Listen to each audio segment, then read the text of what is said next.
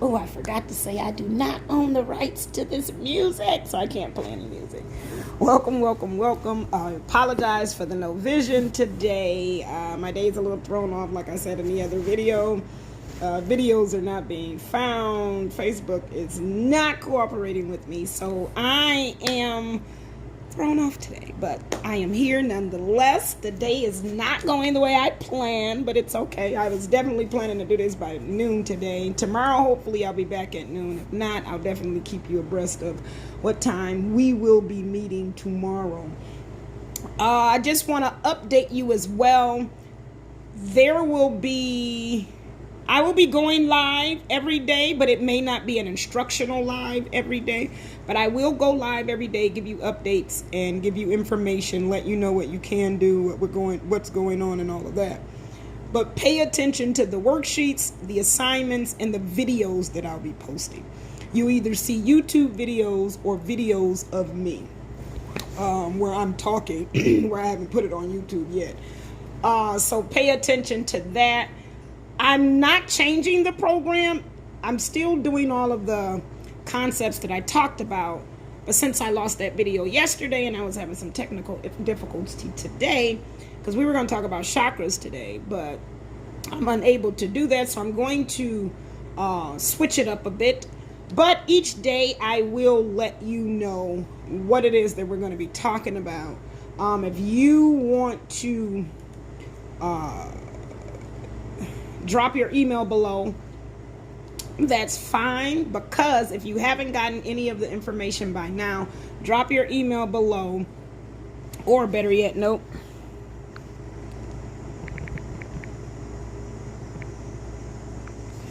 I just put my email up there, so you can email me and let me know that you have joined the program and you want all of the agenda. And, well, just pretty much the agenda, because I even have the questionnaire on this group as well. So if you go on the files section, you'll see where I've listed a questionnaire. Go ahead and fill out those questions. I give that to all of my clients before they start any programs or anything with me, so that they can have a better understanding of what they're doing with me and how we're going to work together. And then that helps us to establish and set goals better. You're also going to see the worksheets that I do give you each day. It's going to be listed on the page. So Narcissistic 101 Get Ready to Leave group page. This is a private group. So those that are in this group are those specifically that have paid and have joined this group. Nobody else is able to get in here. So feel free to be comfortable, ask your questions, say what it is you need to say. Everything will be confidential. And again, nobody outside of this particular program will be invited. This is our own small community. So feel comfortable. Definitely drop your guard, because we are here to make sure that you are fine. So again, if you go to the group, well, you'll be in the group. So if you go in the group, you'll see under guides, there are the guides that you will need that are going to guide you through the process. So far I have 4 guides up there, a couple of videos, and then you go from there. All of your guides are required. Those that are not quite required, meaning you don't have to do them to get through the program, you'll know, it'll be notified on the particular guide whether it's required or not. So let us get started.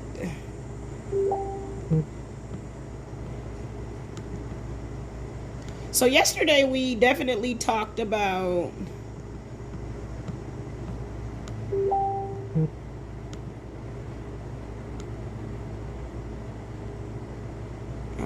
this is not showing me live on here either. See, I had this problem yesterday. I did do a live video earlier, so I know I should be fine.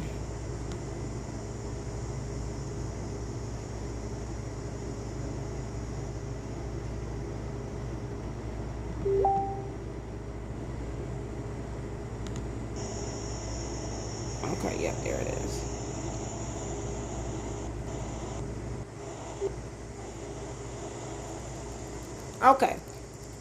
So go ahead and drop your comments below. I am letting you guys know the one that does the most commenting, you'll be entered into a raffle. And the winner, we'll do this every day, the winner of the raffle will win a free 90-minute inner child healing session. So go ahead and enter.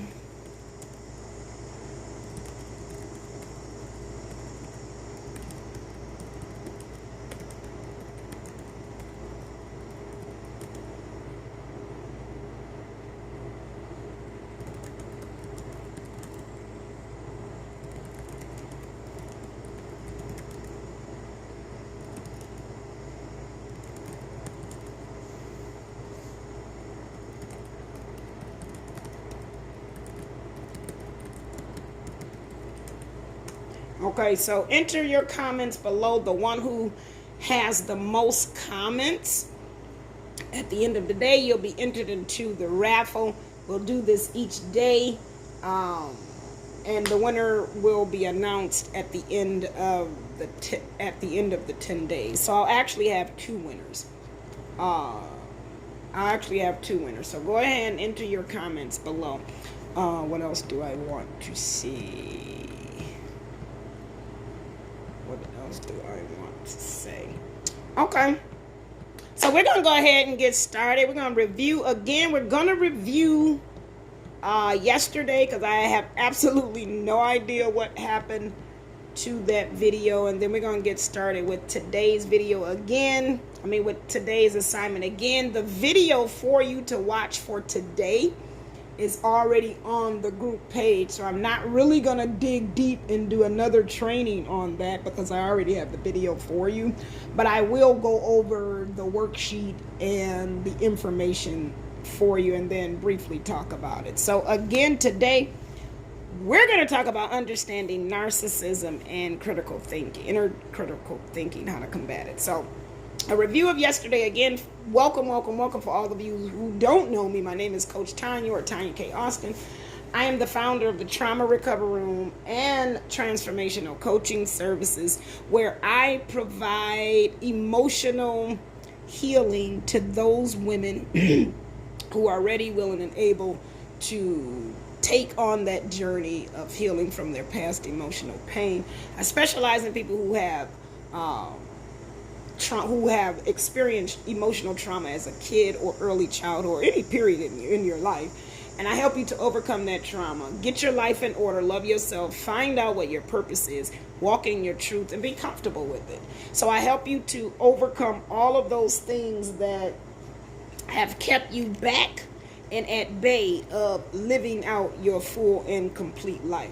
So this particular program, Narcissistic Love 101, How to Leave, is actually for those women or men, I'm not sexist, but for those people who are struggling with a narcissistic relationship and want to get out. And you may not even be ready to get out now, but you do want to get out. I know, as a survivor, I know the depths of being in that relationship and how tumultuous and torturous it is. I was in a narcissistically abusive relationship a total of 4 years. 2.5 we were actually physically together. The first 6 months was dating, and then the last year was separation. We actually got a divorce a little over a year ago, and even after that, and me being the one to discard him, I still had issues that pertain to a narcissistic relationship. So even though it's over, you still have to have a sense of normality that you establish in your life, so that when they come back at you, especially if you discard them, they return, whether you discard or they discard, it doesn't matter. And in their eyes, it's your fault either way. But when you deal with a narcissist that you've discarded, it's a totally different ball game. And I've been discarded by him. So I speak from the perspective of both. First discarded by him, played the particular role that was standard, typical for a narcissistic relationship. Second time, I learned what I needed to learn. Those things that I was determined to fix about him. On my journey of trying to fix him, I started to learn that it wasn't about, the only reason he was in my life is because of the things that I was going through inside of my mind. So I learned that through empowering myself through wisdom and knowledge and understanding and removing the emotions, I had the actual power in the relationship. Because you see, narcissists are very, very, very, very, very, very sensitive, fragile, low self-esteem individuals who struggle with a sense of self. They, like yesterday I talked about, they have this sense of that internal antagonist attitude where they know that they are villains, so to speak, but they attract empaths that have not been healed so that they can suck out all of their goodness. Yesterday we talked about the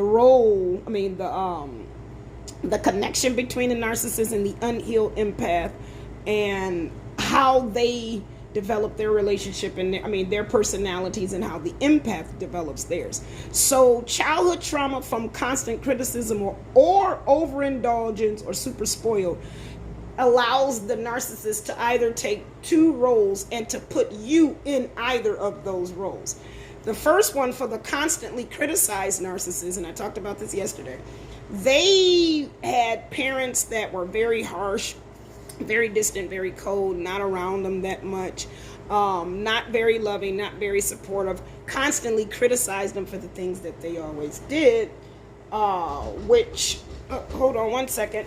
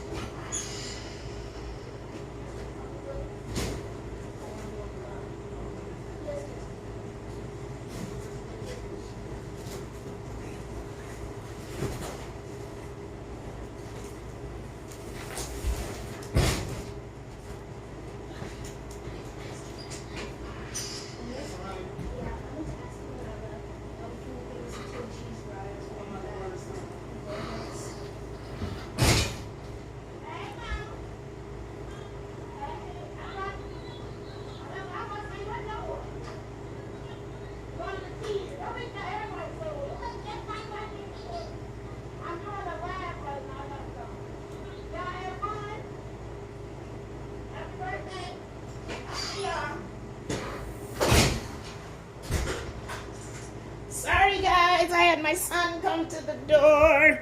So where was I? Okay, so the constantly criticized narcissistic child, the constantly criticized child grows up to defend themselves. You know, they always seen as the bad guy and they want to get away from that role.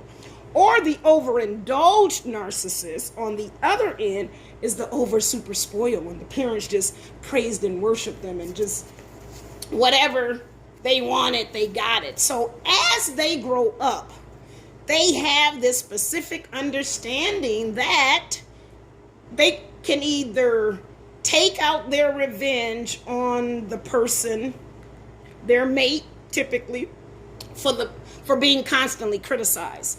So they have the attitude, I'm going to hurt you before you hurt me.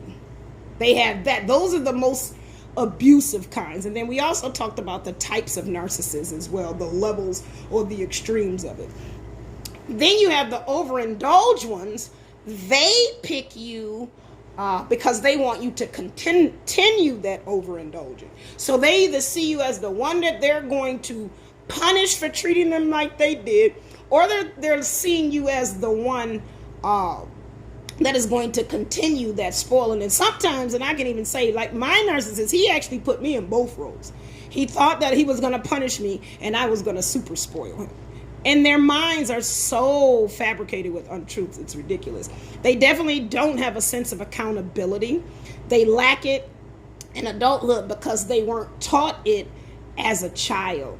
Or they learn to get around things, very manipulative.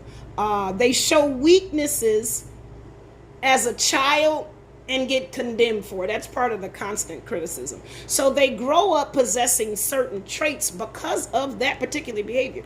So those that don't show empathy, those are probably the ones, or most narcissists don't. They know how to show it, they just choose not to. The ones that grew up in the constantly criticized environments, they don't show empathy because they see you again as being punished. So whatever they do to you, they feel that you deserve it. And if you're the super spoiler, they don't feel empathy for anything that you've done because they're entitled to. You owe them that. That's how they see it. So whatever position they put you in, that's the role that you're going to play in their lives. They only put you in the role, and it has nothing to do with love. Again, they have this grandiose perception of themselves. They think that they're superior over others. They possess a deeply rooted desire to be admired because they feel, again, either from the over criticism, they weren't admired enough, or the overindulgence, where they're used to it. And again, you get that sense of entitlement from them. They are definitely extremely selfish. They are conflictual. They start problems. They're aggressive. They're very mean. They're liars. They're cheaters. They're just deceptive and manipulative people. They see you as payback, either payback or finish the job. So again, I'll briefly describe NPD, which is narcissistic personality disorder. It's easily defined as a mental illness where one has an inflated view of themselves as they see others beneath them, that they need constant admiration and attention. Narcissists, and that's why they cause so many problems, and that's why they cause a lot of chaos and conflict, because as long as you're stirred up and emotional to them, that means that they're controlling you and they're able to manipulate you, and that shows them that you still love them. So they have an inflated view of themselves. They see themselves beneath each other. They need constant admiration and attention because they lacked it growing up, or they got too much of it, so they expect it. It's part of their repertoire. You better give them that. That's a definite require for them, because if you don't entertain their ego, they are going to punish you or leave you. They have very little empathy or regards for others, again, because they were not taught it. And when they were taught it, it never worked for them, so they don't use it. They don't care, and they only care when it serves them a purpose. They are very selfish and one-sided in their thinking, which is usually highly distorted. They're good at lying to cover up their ill will, secret behaviors.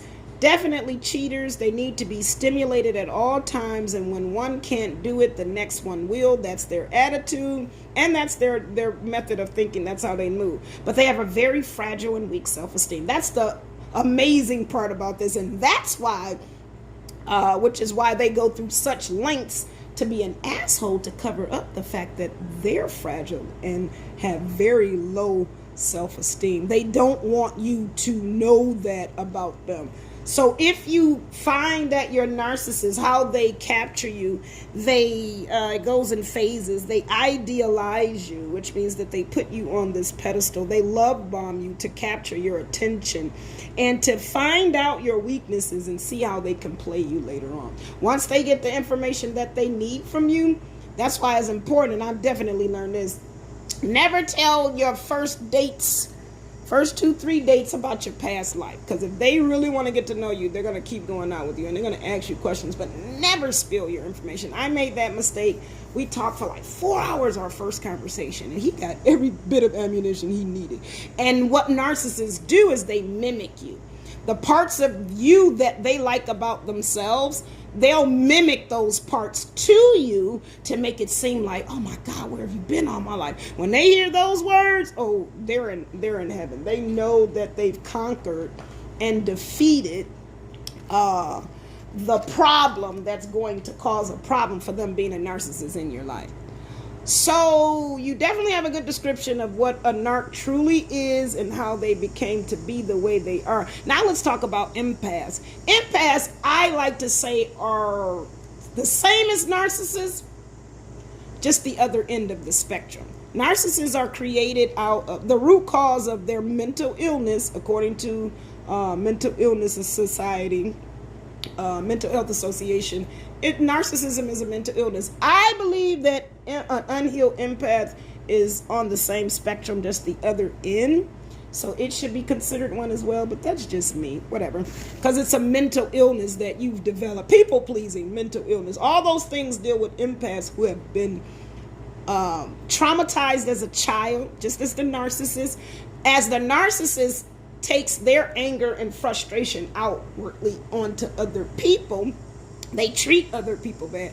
Empaths, on the other end, take their anger and frustration and direct it inwardly. So they accept things from people. So whichever way you are determines what you are. And to be honest, narcissists can turn into empaths if they really do the work, because it's all about healing. And empaths can also turn into narcissists if they continue to date them, never understand the process, and continue to fall for their dirty tactics. Narcissists definitely play by their own rule book.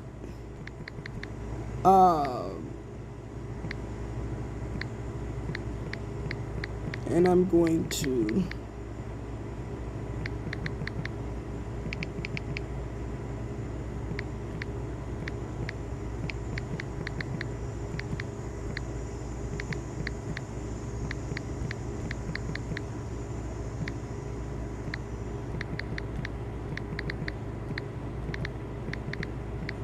So if you are interested in learning the playbook of a narcissist and how to beat them at their own game, and you definitely want to go on that website that I just dropped, and you will see you could order that course right that day. When you order that course, you will also get access to the Inner Critical Child, the videos that I'm showing you today. That course is on there as well as the worksheet. So you're going to get the information that you're getting today twice.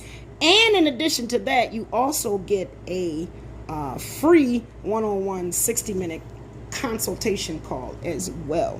So you're getting double dip and quite a few blessings. So as the empath that needs to be healed, you both, and the empath unhealed, the unhealed empath and the narc, both has to heal. I also have a program, Babe, Why Am I So Toxic? Better yet, Why Do I Stay? Where I help both sides of the relationship. The narcissist who wants to heal and change their behavior really, and the unhealed empath who is tired of the narcissist and wants to change the relationship and do their healing as well. So the relationship, as long as it continues to go without anybody doing anything, is definitely like a dog chasing its tail, because the narcissist is full of shit. The empath unhealed likes to clean up shit. You like to fix shit, fix people. I can definitely look back at my relationships and see that all of the men that I dated, I wanted to fix. There was something wrong with them, and I felt like if I gave them the love that I was looking for, that since they were broken, they would take it, soak it in, and give it back to me. But that's not how that works. The process is to love yourself first, and then let other people see you loving yourself, and then they'll learn through you how to love you.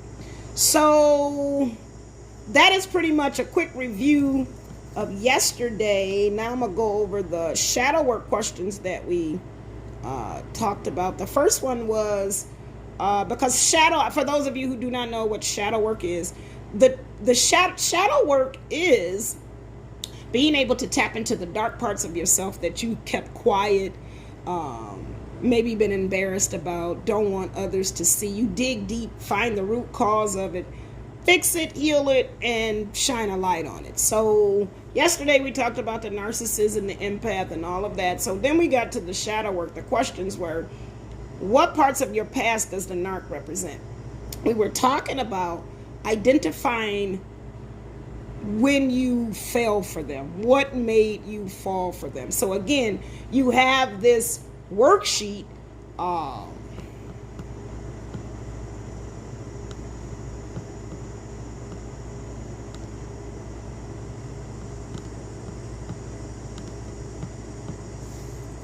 You have this worksheet that I don't know why I can't save it on my Facebook though.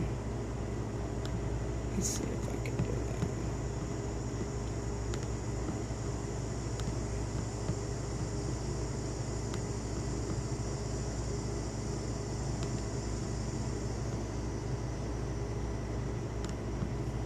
Yeah, I don't know how to do that. I'm gonna have to figure that one out. But anyway, so you have this worksheet that's going over all of the shadow work. And we went over it yesterday. So identifying where the narcissist came in your life. So what you want to do is write down, make a list of all of the things that attracted you to him and what was it that made you convert over to them being the best thing in your life. So after you've done that, then you want to take that example and look back in your childhood and see how they resemble each other. Then you want to identify the emotions that come up, talk to those emotions. And I didn't say this yesterday, but I'm going to say it today because you do have the worksheet. Write yourself a love letter. You're going to write yourself a love letter based off of the trauma that you experienced. What you're experiencing now, write yourself a love letter. So that's part of your homework assignment as well. Okay. And that's pretty much from yesterday. So today, however,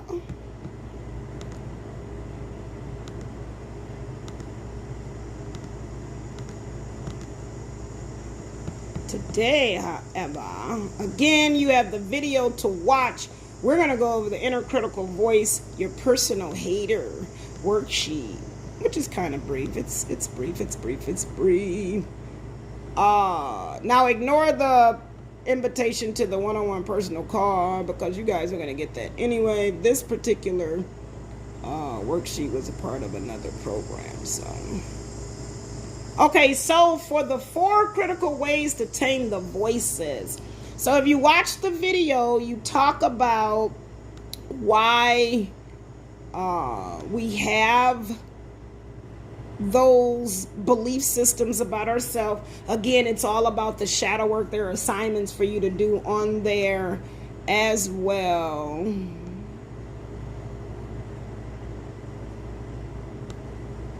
So after you've done the video, you come in, you go to your worksheet, and again, I'm going to guide you through the worksheet and then we'll be through for today. So understanding that your thoughts create your reality, what you think is what you end up seeing. So if you don't like what you're seeing now, it's because somewhere in your past, that thought or that feeling or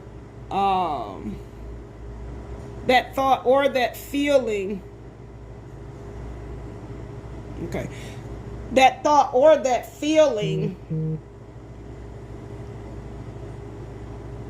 Okay, I'm having an issue. I need to check that later. You're gonna have, if you have that thought or that feeling, then that's what's going to manifest to you. So what does your reality say about your thoughts? What are you seeing right now in your life that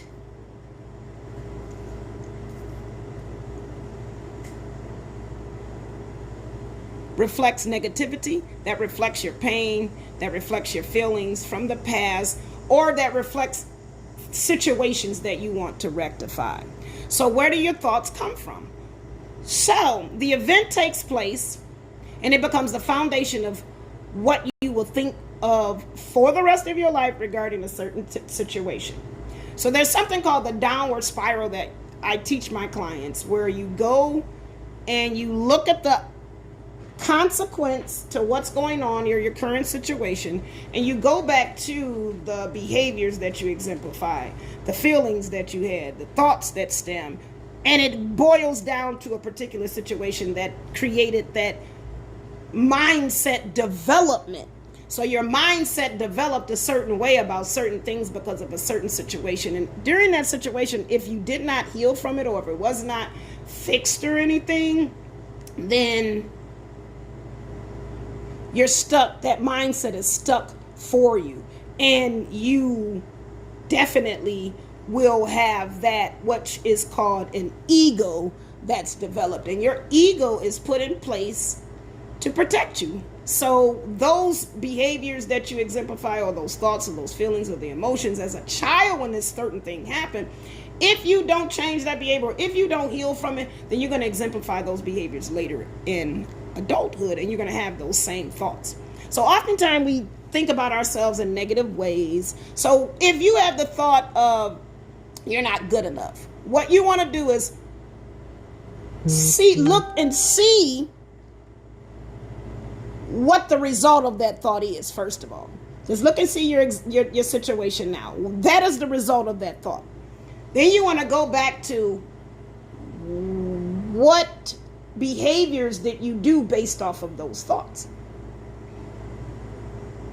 Then you want to go to the thoughts. So going back to the event, all the way back, what event made you think that you're not good enough? What happened in your life? For me, my father called me the dumbest child in the world when I was 12. So everything, something, this is all subconsciously, unconsciously done. Everything that I did after that, I really didn't have faith in myself, believed I could do it, thought negatively, because that's the thought those are the words that I would hear in my head unconsciously, and it came from that experience. So I boiled down to that particular experience as being the reason why I didn't have faith in myself or didn't think that I could do it or any of those things. So from that event, when my dad said that, a thought developed. Oh, I'm the dumbest child in the world. This is my father. He must have said it. And it's the one that stuck in my head until I created a belief about it. I started to believe it. Because as I'm believing it and I'm speaking it and I'm thinking it, it keeps manifesting. So the manifestation is a false confirmation of the false belief. That's why we know that our thoughts create our reality. So that thought created an emotion for me to make me feel that I was the dumbest child in the world. And every single time an experience confirmed it, it just reminded me, and those same feelings would come up. That feeling, those emotions would lead to a certain behavior, which was fear. I wouldn't take advantage of the opportunities that I had. I would miss out on the greatness that I had, and it would all self-fulfill prophecy that I was the dumbest child. I had to have been dumb. It was just confirming that. So be careful of what you speak and think, because you will constantly manifest those things in your reality.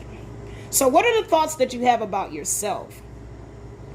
That's what you want to ask yourself today. So write down what your thoughts are about yourself. Drop those thoughts below.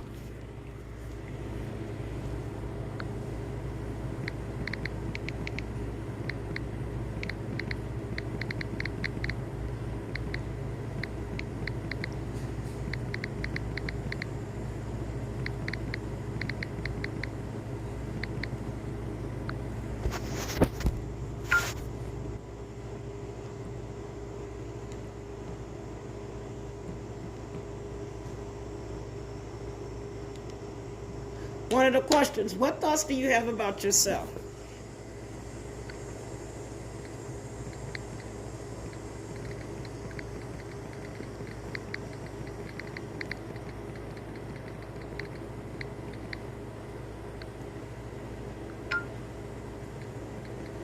Write down a list of the thoughts that you have about yourself.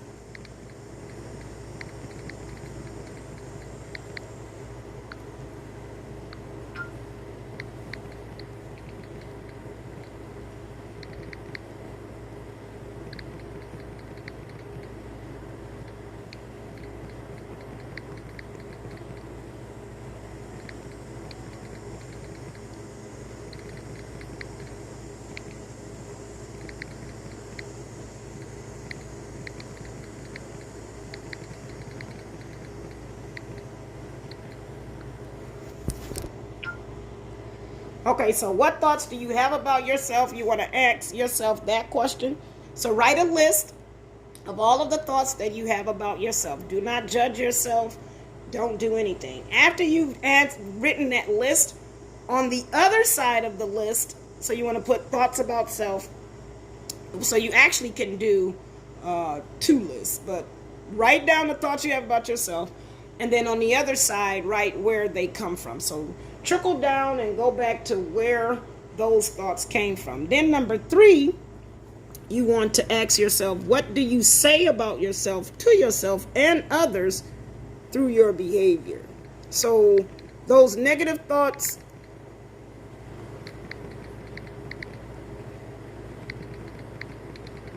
that you have about yourself, that you say to yourself, you're also saying those same things to other people. You're just doing it through your behaviors.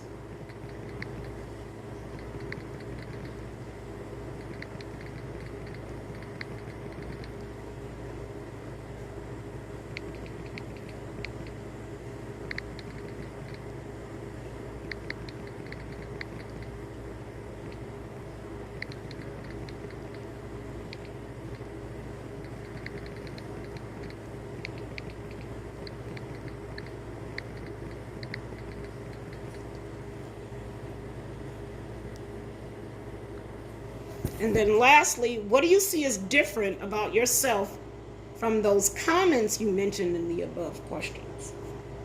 So what do you see different about yourself from the comments you mentioned above?